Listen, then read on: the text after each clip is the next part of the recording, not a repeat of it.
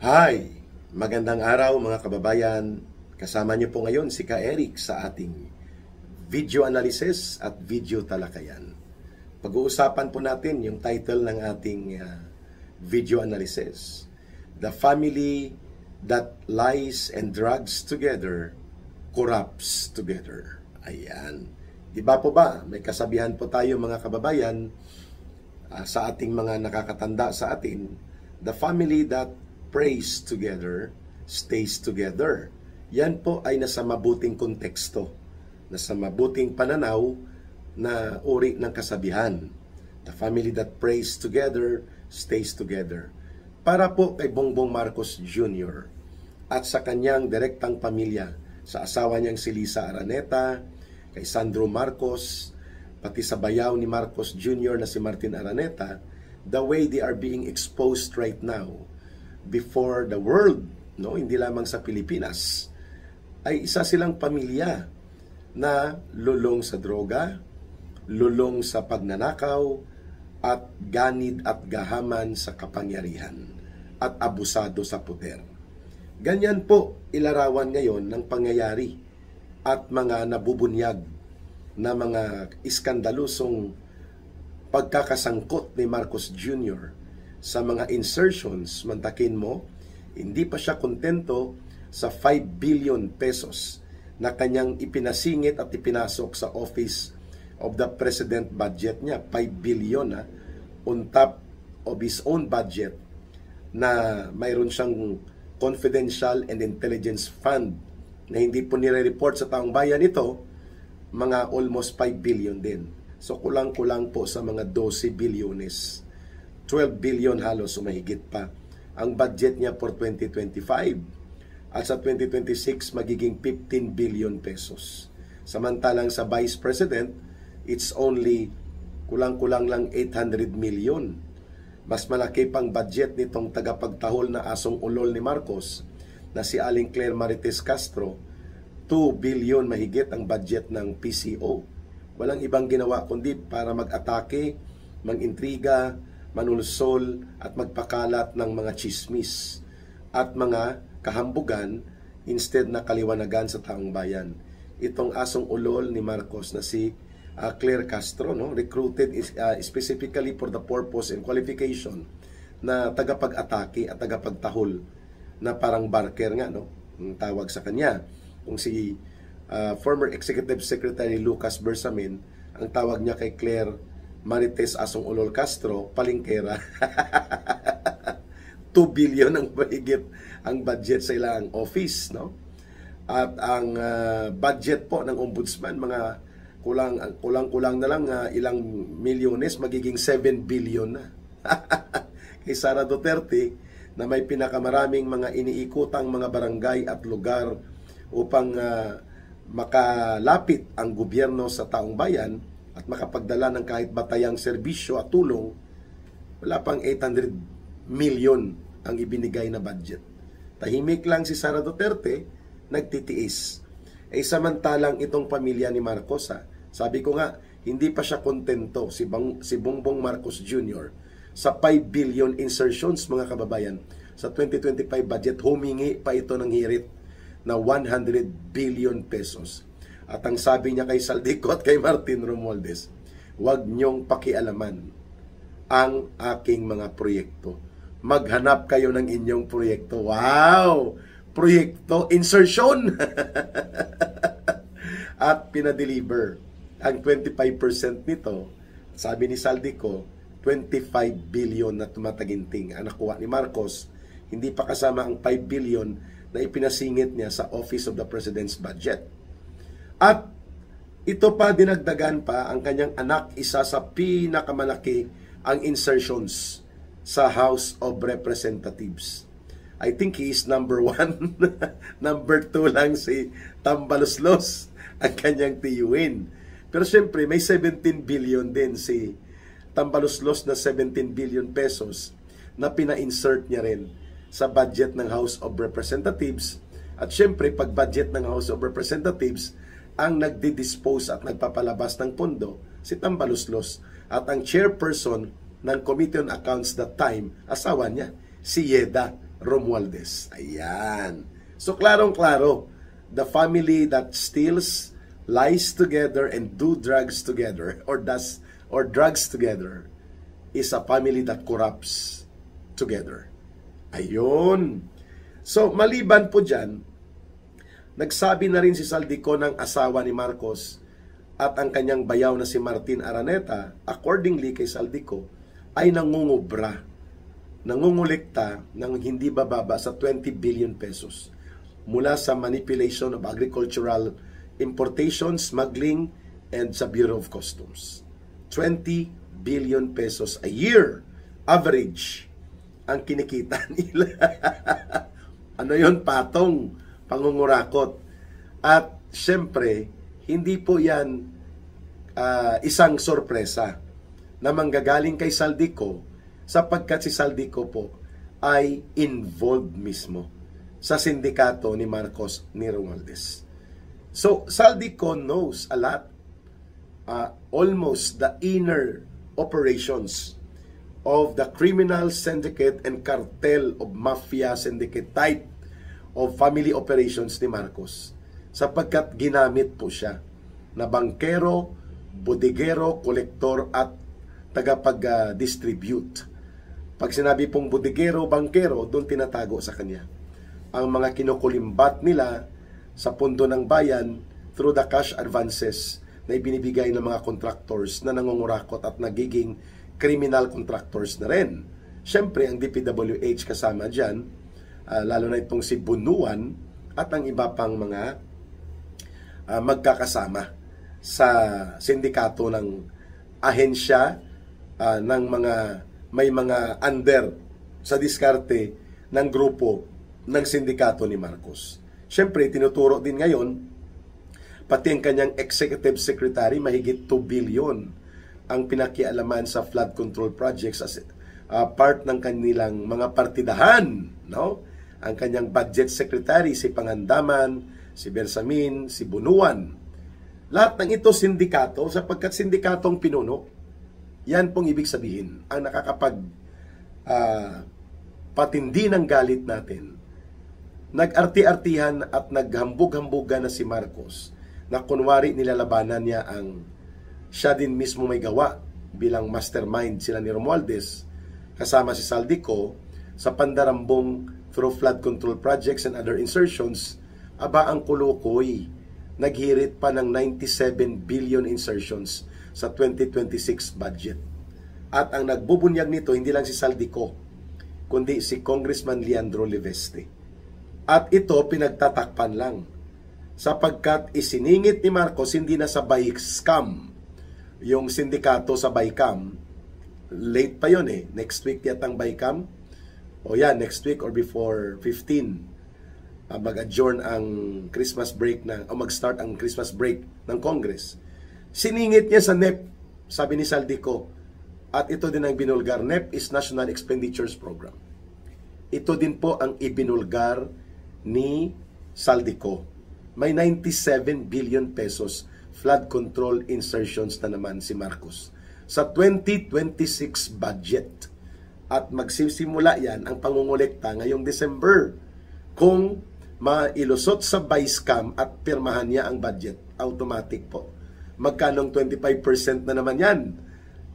At sino namang mga criminal contractors ang gagamitin? Dahil na-expose na ang connections nila sa mga Diskaya couple at iba pang mga contractors ngayon. At wala na si Bunuan, pero nandyan pa si Garjola. Si Edwin Garjola ay kongresista representing yung party list na CWS, no? Ginamit pa niyang pangalan ng mga construction workers. Pero bata-bata ito at kabarkada ito ni Bunuan, yung dating sindikato na DPWH secretary ni Bongbong Marcos. So nandyan pa sila, ang mga alipores ni Martin Romualdez. Si Martin Romualdez nandyan pa, hindi pa bumibitaw, hindi pa nagbubunyag tungkol sa involvement nila ni Marcos. So, mataas po ang probability of truth. Existing po ang 97 billion pesos insertions na ito. At binulgar nga ni Congressman Leandro Leveste na halos lahat ng sangay ng ahensya ng gobyerno ay may insertions na umaabot sa 420 billion pesos. Pag sinabi pong insertions, wala sa program, isiningit. Hindi siya sa original NEP o National Expenditures Program, pero isiningit, pinalusot. At kapag isiningit at pinalusot po, ang layunin niyan itago at ibubulsa at kukurakutin.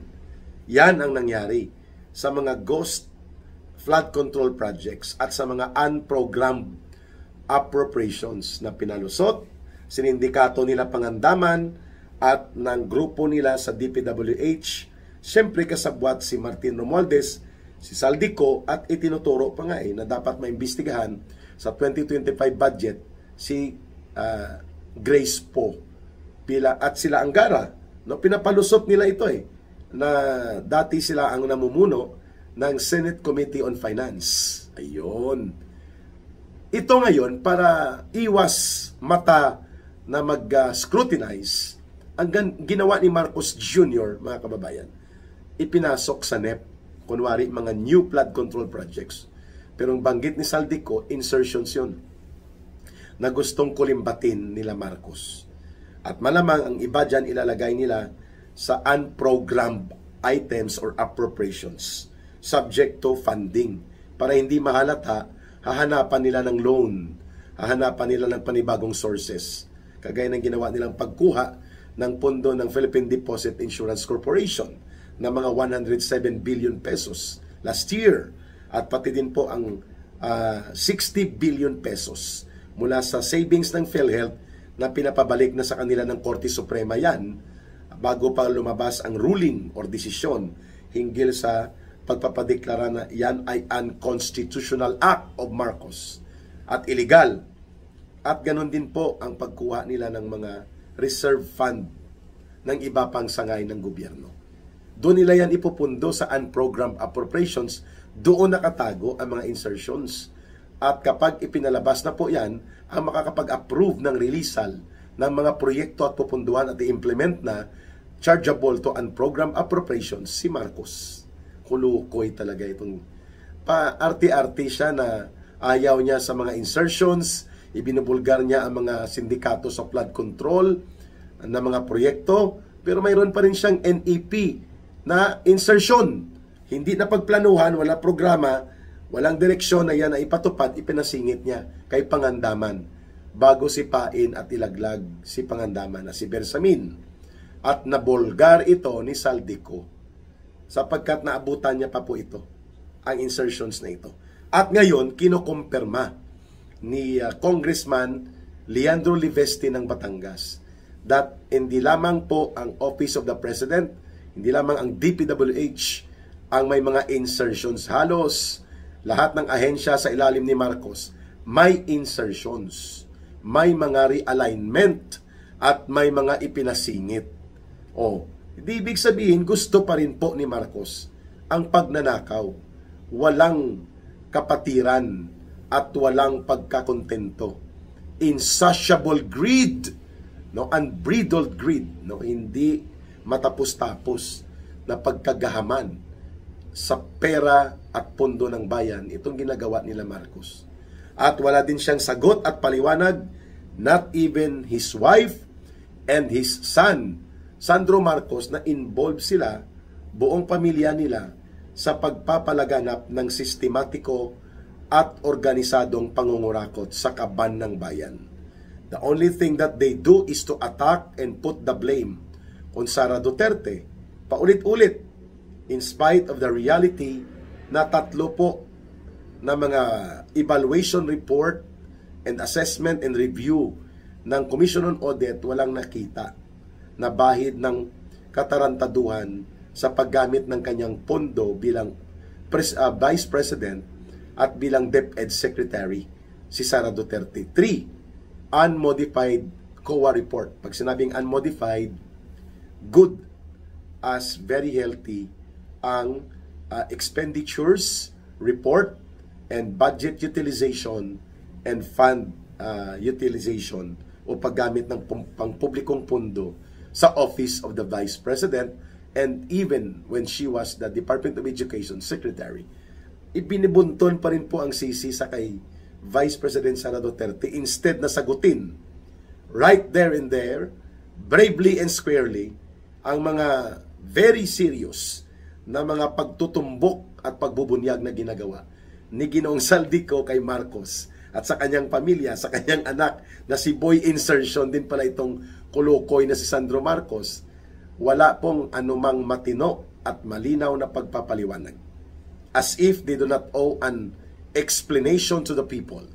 As if wala silang pake kung magagalit o nagrarally ang mga tao at nananawagan na ng kanilang pagbibitiw sa kapangyarihan at lalo na ang pagpapalaya sa poder bilang presidente kay Marcos Jr., the height of insensitivity, the height of callousness. Pag sinabing callousness, kapalmoks, no? Ay talaga naman pong makikita nyo kung gaano kakapalmoks o walang damdamin itong grupo at ang pamilya ni Marcos Jr. Not even the challenge of his own sister, Senator Amy Marcos. Wala po talaga at hindi niya hinaharap. Sabi niya, why should I?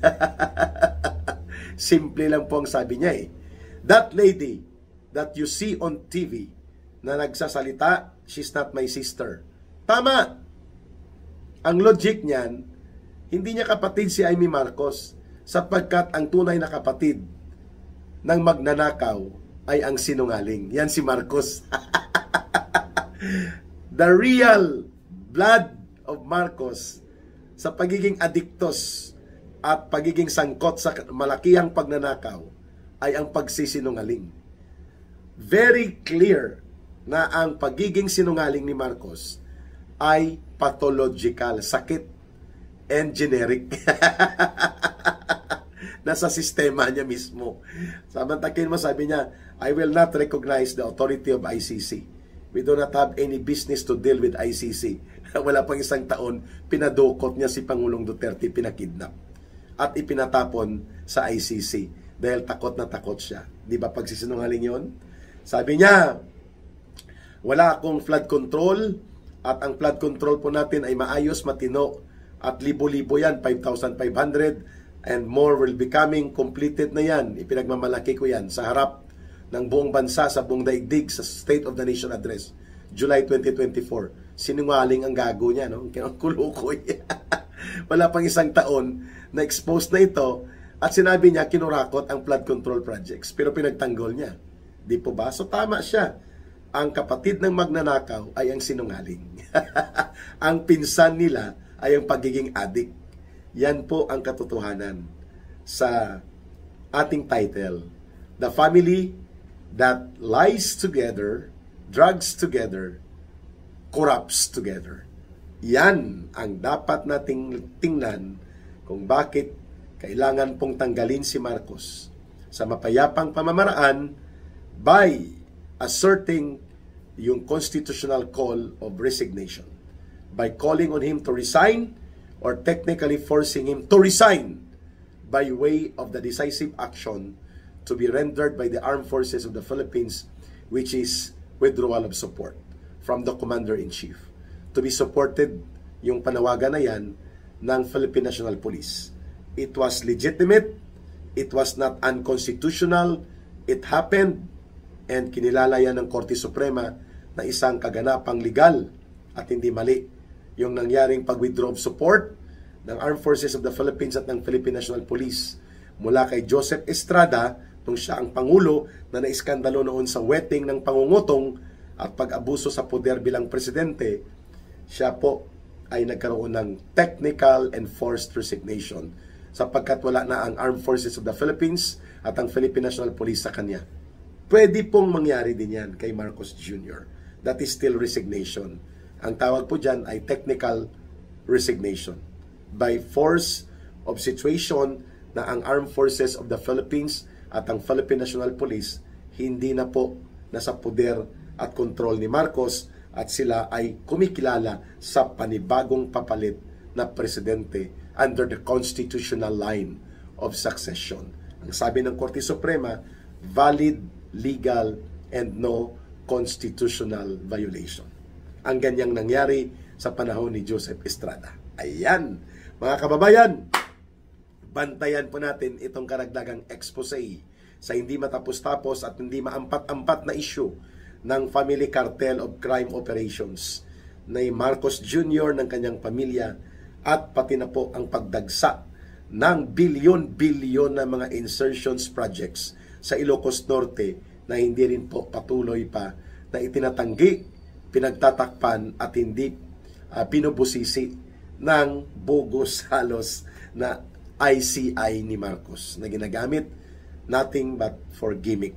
Kagaya ng gimmick ni Lacson at ni Tota Soto sa kanilang walang saysay na Senate Blue Ribbon Committee na pangdiskarte na lang. Mahalin natin ang bansang Pilipinas. Walang ibang magmamahal nito kundi tayo ring mga Pilipino.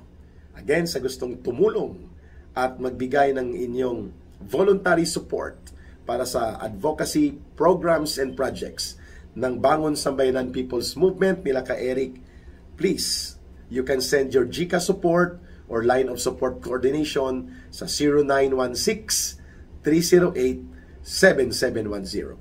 0916-308-7710 kay Langging or Rohilda Celis. Mahalin muli natin ang bansang Pilipinas. Walang ibang magmamahal nito kundi tayo ring mga Pilipino. Para sa Diyos at sa Pilipinas nating mahal. May God bless everyone and may Allah will be with those who are Muslim brothers and sisters. Bye for now. Mabuhay ang sambayanang Pilipino. Ito po si Ka Eric.